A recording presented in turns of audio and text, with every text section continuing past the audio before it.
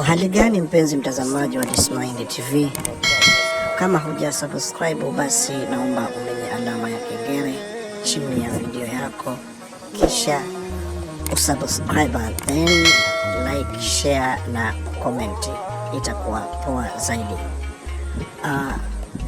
Taarifa zilizotufikia hivi punde, huu mwanzo wa mwaka hatimaye Mangungu amaliza muda wake wa uongozi wake pale katika klabu ya wekundu wa Msimbazi Simba.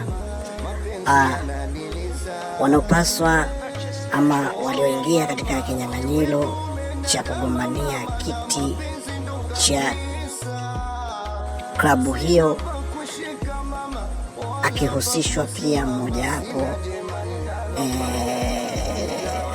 msemaji wa klabu hiyo Ahmed Ali, naye ametia nia ya kugombania, lakini pia na Babra naye ametia nia, mwanadada shupavu huyo aliyekuwa ni